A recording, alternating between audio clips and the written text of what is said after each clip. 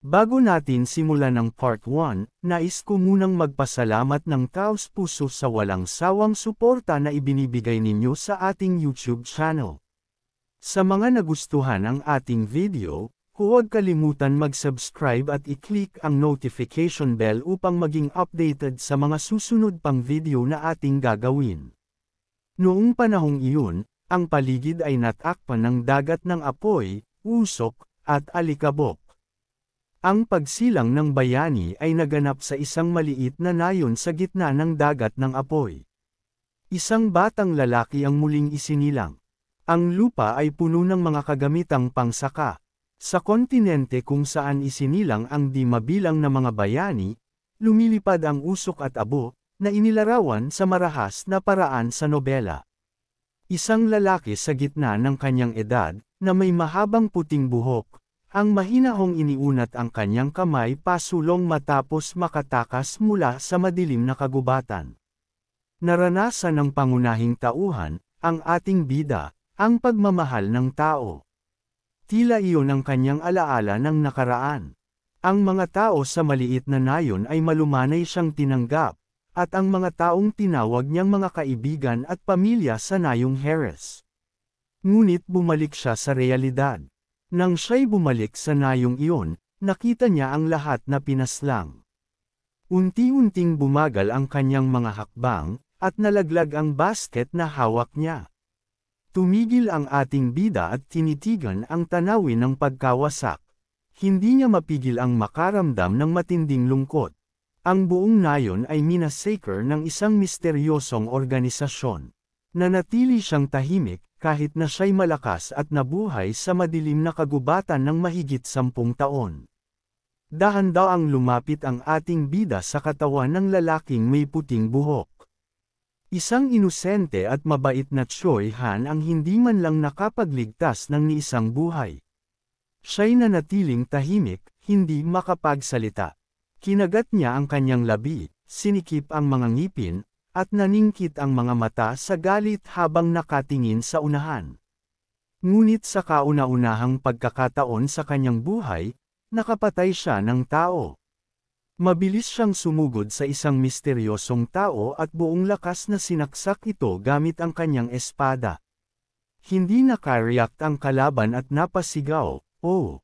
Biglang natauhan ang ating bida at napabulalas, sino siya? Ngunit hindi siya tumigil. Agad niyang hinigpitan ang hawak sa espada at sumulong. Ang pinuno ng pangkat ng mga misteryosong tao ay agad itinuro siya at iniutos sa kanyang mga tauhan, patayin siya. Sunod-sunod na mga tao na nakasuot ng itim na balabal ang lumapit sa ating bida. Hindi natitinag, isa-isang sinaksak at tinaga ng ating bida ang mga ito. Nagliliyab ang galit sa kanyang mga mata habang tinatapos niya ang mga sundalo. Makalipas ang ilang sandali, sa nayong Heres, ang bawat patak ng dugo ay tumulo mula sa kanyang espada at bumagsak sa lupa. Ang huling sundalo ay tuluyang bumagsak. Thud! Bumagsak sa lupa ang ating bida habang nakatayo sa gitna ng mga bangkay, humihingal. Dahan-dahan niyang ibinaba ang kanyang mukha patungo sa lupa, tumutulo ang pawis mula sa kanyang noo.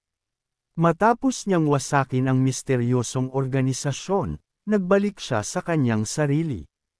Tumulo ang dugo mula sa espada, at ang matalim na espada ay sumasalamin sa mga guho ng nayon. Ngunit nang mapagtanto niyang wala siyang nakuha ni Katie Ting na impormasyon mula sa kanila, napaluhod siya sa lupa. Nawala ang pag-asa ng ating bida habang tinatitigan ang tanawin sa kanyang paligid. Naisip niya, papatayin ko sila.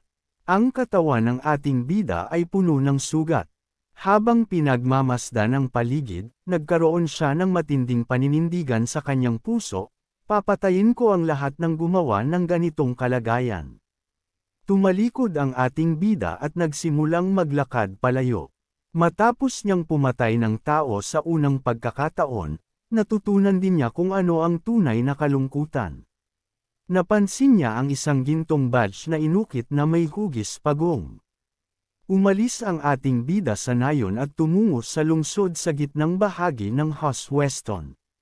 Sa isang kwarto, isang pulang buhok na lalaki na may hawak na bote ng alak ang lumapit sa isa pang tao.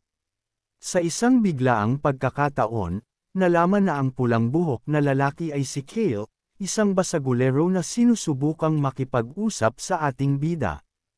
Ngunit nang lumapit si Kale, kaagad na ipinahayag ng ating bida ang kanyang galit. Agad na dinampot ng ating bida ang mga bagay sa paligid at inihagis kay Kale, na halos bagbog sarado.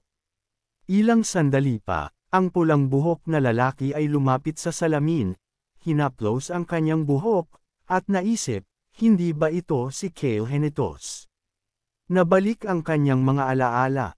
Dumampot siya ng ilang libro upang basahin. Nang magising ako na si Kale Henitos. Bago yun, walang kakaibang nangyari. Inalala niya na humiram siya ng libro, ang pagsilang ng isang bayani, at basta na lang nakatulog habang binabasa ito.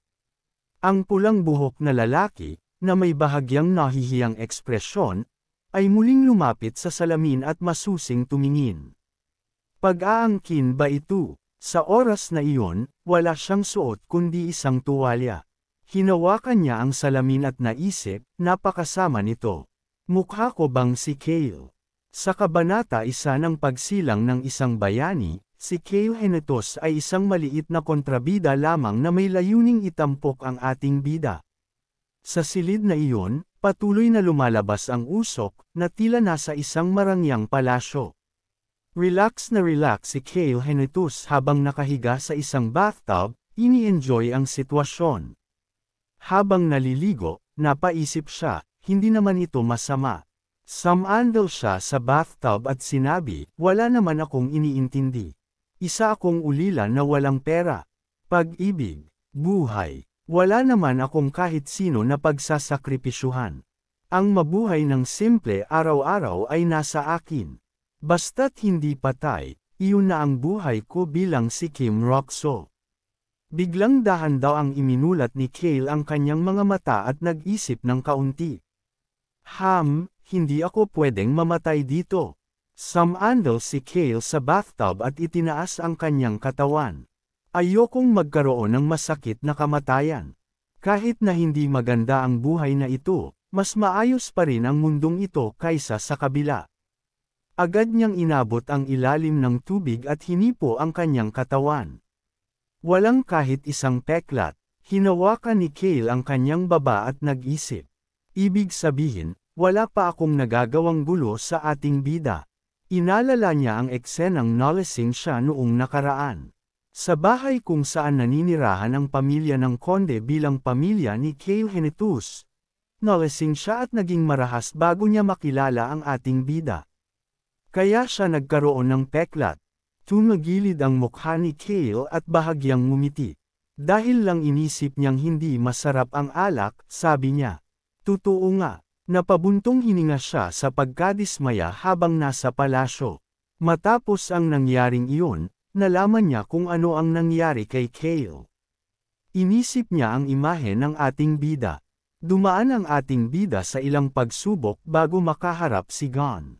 Kalaunan, naging imahe siya ng isang tunay na bayani. Kalma niyang pinag-isipan ang mga bagay. Kahit na naging si Kale siya, simple lang ang motto ni Kim Roxo sa buhay. Bigla niyang sinabi sa pagkagulat, ngayon, maghanap tayo ng paraan para harapin ang pambubugbog.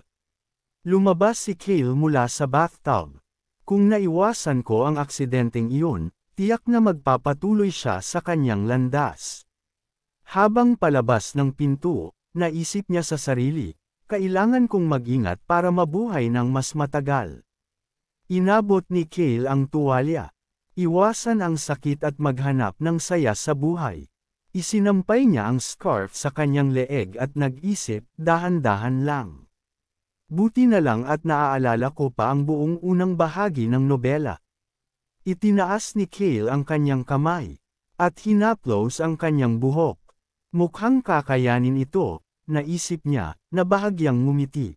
Sa isang silid na puno ng kumikislap na mahiwagang liwanag mula sa kandila, biglang may boses na nagsabi, Master Kale. Basang-basa pa ang buhok ni Kale at isasampay na sana ang tuwalya nang marinig niya iyon. Napalingon siya ng bahagya. Nasa banyo ka ba? Tanong ng boses. Kalma lang na nagsuot si Kale ng damit. Oo, sandali lang at lalabas na ako. Lumabas siya sa basang sahig.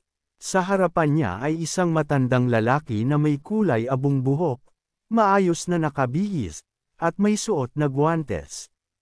Tulad ng isang tunay na butler, mahinahon siyang nagsalita at inabot ang isang tasa ng tsaa. Narito, Ginoo, sabi niya. Nang makita iyon, agad na naging maingat si Kale. Napaisip siya ng sandali. Si Ron ito, naisip niya. Isang mamamatay tao na tumawid sa silangang kontinente sa pamamagitan ng dagat. Nagsasagawa siya ng kilos ng isang mabait na matandang lalaki, ngunit sa totoo'y isang malupit at walang awang tao. Agad na dumaan si Kale sa tabi ng matanda at kinuha ang tasa ng tsaa. Salamat, sabi niya, ngunit sa loob-loob niya'y iniisip, dapat kong ipaubaya sa batang lalaki ang matandang ito. Di sinasadyang napangiti si Ron at bahagyang pinakipot ang kanyang mga labi. Samantala, si Kale ay nasa kanyang silid, malalim ang iniisip habang kinakabog ang kanyang kamay sa mesa. Heck, hindi lang siya ang mapanganib na tao sa paligid ko. Napakaraming malalakas na tao sa mundong ito. Kailangan ko ng lakas upang maprotektahan ang sarili ko. Biglang bumukas ang pinto at pumasok ang isang batang tagapaglingkod. Ginoo, oras na para magpalat ng damit. Narinig iyon ni Kale at agad na sumagot, basta simpleng damit lang. Tumugon ang tagapaglingkod, Opo, Ginoo. Pagkatapos noon, ang maayos at puting damit ay inilapag sa silid. Isinuot ni Kale ang kasuotan, at tila naglabas ito ng isang napakagandang aura. Sa kanyang isip, naisip niya, tunay nga, sobrang guwapo ko kaya kahit ano pang suotin ko, maganda ang tingin. Agad niyang natutunan mula sa karanasan ang susi ng panahon, ang pahina ay ang mukha. Biglang nagsalita si Kale, Tara na. Agad na tumugon ang tagapaglingkod, Opo, Ginoo. Naglakad si Kale at sa magkabilang gilid ay may dalawang hanay ng mga tagapaglingkod na maayos ang kasuotan, pati ang tagapamahala ng bahay. Magandang umaga. Sa dulo ng linya, may isang mahiyaing tagapaglingkod na nanginginig ang buong katawan. Ang kanyang boses ay nanginginig din habang nagsasabi, magandang umaga. Tiningnan siya ni Kale at naisip, takot na takot ba talaga siya? Habang naglalakad sa likod ng matandang butler, malamig na nag-isip si Kale. Ngunit hindi naman ako ang tipo ng tao na nananakit ng kahit sino basta-basta. Ang pinakamasama niyang ginagawa ay ang sirain ang mga bagay kapag lasing siya. Mahilig lang siya sa alak at sa paglikha ng gulo. Talagang medyo basura ako, naisip ni Kale. Tumalikod siya at malalim na nagbuntong hininga. Mas mabuti pa siguro kung pabayaan na lang nila ako. Nagpatuloy sa paglalakad ang dalawa hanggang sa biglang magsalita ng mabait ang butler, bubuksan ko na ang pinto. Sana magustuhan mo ang almusal. Tahimik na sumagot si Kale, salamat. Siguraduhin mong kakain ka rin. Dahan-daang pumasok si Kale sa silid. Nang makapasok siya, bahagya siyang tumangala, medyo nagulat at naging seryoso. Sa harap niya ay isang mahabang mesa para sa kainan. May 4 na taong naghihintay sa kanya, tila sila ang pamilya ni Kale. Ang lalaking nakaupo sa gitna ay ang kanyang ama, ang pinuno ng pamilya, si Earl de Ruth. Kasunod ay ang kanyang madrasta, si Countess Viola, na nakaupo sa tabi. Sa tapat ay ang kanyang nakababatang kapatid na si Basin, at sa tabi nito ay ang kanyang kapatid na babae, si Lily. Naupo si Count de Ruth ng buong dignidad sa kanyang upuan, tahimik. Nang makita si Kale, agad niya itong sinermonan. Ikaw, huli ka na naman ngayon. Umupo ka. Naglakad si Kale papunta sa mesa, itinulak ang upuan, naupo, at sumagot, Oo. Ang kanyang ama ay halos walang espesyal na impluwensya, Siya'y simpleng napakayaman lamang. Pasilip na tiningnan ni Kale ang kanyang madrasta, ngunit maliban dito, ang kanyang madrasta at kapatid na babae ay laging iniiwasan siya. Tiningnan niya ang kanyang dalawang nakababatang kapatid at naisip, doon ay perpektong kapaligiran para manirahang mag-isa ng tahimik.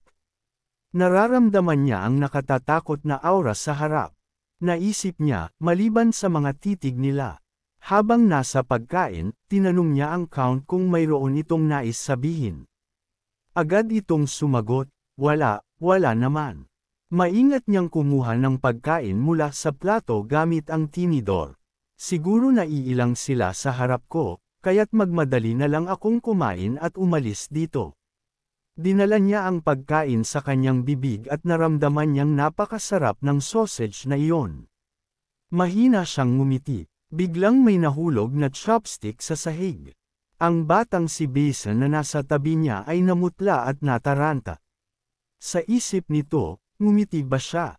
Agad na umiwas ng tingin ang bata, hindi makatingin ng diretso kay Kale, at nauutol na nagsabi, pasensya na po. Nahihiyang nag-isip si Basin, ano kayang iniisip niya? Inabot ni Kale ang isang baso ng alak at nag-isip, ito ba'y alak?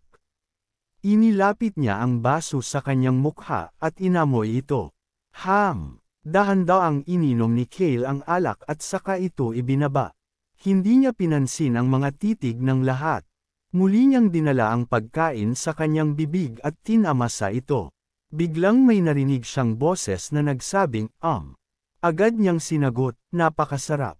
Ang kanyang ama ay hindi nagbigay ng anumang pansin. Walang pansin ang kanyang ama at agad na ginaya ang nangyari noon. Oo, lasang bayag, hindi ba? Biglang napagtanto niya ang pagkakamali sa kanyang sinabi.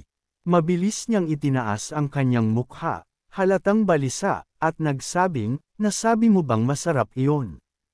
Kalma namang sumagot si Kale sa sinabi ng kanyang ama, oo, lahat ng pagkain ay masarap. Narinig iyon ng kanyang ama at bahagyang natulala.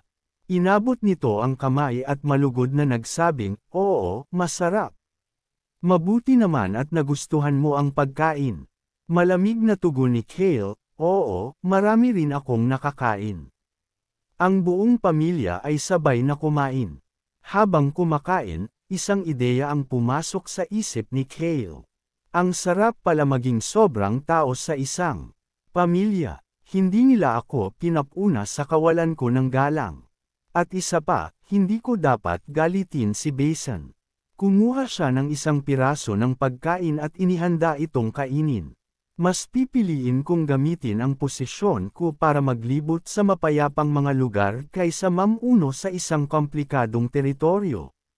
Sumulyap siya sa kanyang nakababatang kapatid at nag-isip, kung hindi iyon posible, titipunin ko ang mga gamit ko at pupunta sa isang lugar na hindi maabot ng digmaan. Matapos ang pagkain, kalmadong gumamit ng pamuna si Kale para panasan ang kanyang bibig. Lumapit ang kanyang ama at mahinang tinanong, may kailangan ka ba? Nagkayim ng mga kamay si Kale na parang nag-iisip ng sandali. Bigla siyang tumalikod at kalmadong sinabi, pera. Pakiusap, bigyan mo ako ng pera. Bahagyang nagulat ang Count. Okay, ibibigay ko kung gaano karami ang kaya. Masayang ngumiti si Kale, oo, kung gaano karami ang kaya. Tumugon ang ama, syempre, ibibigay ko ang lahat ng kaya. Ang lahat ng nasa paligid ay tila nahihirapang intindihin ang sitwasyon, lalo na nang matupad ang kahilingan ni Kale. Halatang halata ang tuwa sa mukha ni Kale. Ilang sandali pa, hawak na niya ang tseke sa kanyang kamay at bigla niyang naisip, ganito karami. Iniisip niya, ang bahay na ito ay hindi lang may pera, kundi napakaraming pera. Ipinasok niya ang tseke sa kanyang bulsa. Sobra ito, kailangang baguhin ang mga plano. Lumapit si Ron, ang matandang butler, at nagtanong, paano kita matutulungan? Malamig na nagtanong si Kale, anong araw ngayon? Agad namang sumagot ang butler, ika-29 ng Marso, taong 79, ayon sa Felix Calendar. Narinig iyon ni Kale at biglang natigilan si Kale. Ika-29 ng Marso. Kailangan kong magmadali. Naalala niya ang imahe ng isang batang ang ating bida. Naupo si Kale sa kwarto at napunta sa malalim na pag-iisip. Di nagtagal, nakarating siya sa Weston, sa isang maliit na kalye. Isang grupo ng mga karwahe ang dumaan, ngunit bigla itong huminto sa harap ng isang partikular na bahay. Mula sa karwahe, isang pares ng paa na nakasuot ng eleganteng sapatos ang bumaba. Si Kale iyon. Itinaas niya ang ulo at tiningnan ang lahat ng nasa paligid. Nakatayo siya nang nakakrus ang mga braso sa harap ng tindahan na may makatang pangalan na Fragrant Tea. Sa likod niya ay isang lalaki, marahil ang driver ng karwahe. Mukhang may nais itong sabihin. Nang makita iyon, agad na bumaling si Kale at kumaway. Bahagyang nagulat ang driver ng karwahe at nagtanong muli, "Oo." Malamig na sinabi ni Kale, "Gusto mo bang ulitin ko?" Napahiya ang lalaki at agad na sumagot, "Hindi, ibig kong sabihin, hindi mo na kailangang maghintay." Tumalikod si Kale at pumasok sa tindahan. "Hindi, magtatagal ako dito." Habang pumasok siya, biglang sumara ang pinto. Ang tanawin sa loob ay masigla ngunit elegante. Lahat ay nakangiti at nag-uusap ng masaya. Sa isang sulok ng mesa ay may isang gusgusing lalaking nakasalamin. Maingat na naglakad si Kale papunta sa gitna ng kwarto. Tinitigan niya ang taong nakatayo sa gitna at inisip, siya siguro ang may-ari ng restaurant. Sa kanyang anyo, halos lahat ng tao sa paligid ay tila natakot. Ang lalaking nakatayo sa gitna ay dahan-dahang inilapag ang aklat sa mesa. Ang lalaki ay nagpahayag ng tuwa at mainit na pagtanggap. Mukhang isa itong mayamang hanggal. Habang papalapit si Kale, inisip niya, mukha siyang alkansya. Bigla niyang ibinagsak ang mga barya sa kamay sa mesa. Mayabang na sinabi ni Kale, "Gusto kong upahan ang ikatlong palapag hanggang sa katapusan ng araw na ito. At dalhan mo ako ng tsaa na hindi mapait. Kahit anong klase, ayos lang." Tumayo siya ng mayabang, nakatiklop ang mga braso, tumingin sa malayo, at tinitigan ang tambak ng mga libro. Sinabi niya, "Puro magagandang nobela lang ang nandito. Pati tula." Mabilis na sumagot si Bayo, "Siyempre, marami kaming ganyan, Ginoo." Sa kabilang banda, nang marinig iyon, agad na iniutos ni Kale. "Pagkatapos, dalhan mo ako ng pinaka-interesanteng libro at isang tasa ng tsaa." Masunarang sagot ni Bayo, "Naiintindihan ko, Ginoo." Iniabot ni Kale ang isang barya mula sa kanyang kamay at sinabi, "Iinom pa ako ng tsaa mamaya." Kinuha ni Bayo ang barya, at namula ang kanyang mukha sa kahihiyan. Napabulalas siya, 1,000,000 galleons. "Napakalaki niyan, Ginoo." Mayabang na nagpakita si Kale, "Ako ang big boss dito sa kalye. Isipin mo na lang bilang gantimpala mo." Umupo siyang mag-isa sa study room at inisip sa sarili, kung hindi natin aabusuhin ang pera at kapangyarihan ngayon, kailan pa? Kinikiskas niya ang kanyang mga kamay at naisip, nandyan kaya iyon. Tahimik niyang inalala sa kanyang isipan ang nangyari kaninang umaga. Naples siya sa gate nang iulat niya ang pag-atake sa Count. Sa halip na maghanap ng impormasyon tungkol sa mga pumatay, ang prioridad ng ating bida ay magbigay ng marangal na pamamaalam sa mga namatay. Inamin ni Kale, napakabait niya. Naalala niya ang kanyang nakaraan.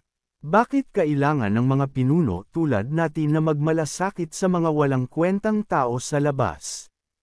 Ang baso ng alak sa kamay ko ay mas mahalaga pa kaysa sa buhay ng mga walang kwentang tao tulad nila. Iyon ang mga salitang sinabi ni Kale sa ating bida nang sila ay unang magkita. Kalma ang ating bida noong mga panahong iyon ngunit may kaunting inis at sinabi ng malakas, "Alam mo, curious talaga ako. Hindi ko alam kung magbabago ang isip mo o hindi." Biglang lumapit sang ating bida at pinisil ang bibig ni Kale. "Subukan natin." Pagbalik sa kasalukuyan, kinabahan si Kale at pinagpapawisan. Naramdaman niyang may malamig na simoy habang kinikiskas ang kanyang mga kamay sa kanyang katawan. Normal na mangyari iyon. Medyo nakakakilabot, nakaupo siya sa harap ng tea table, nag-isip, at huminto sa pag-iisip tungkol sa nilalaman ng nobela.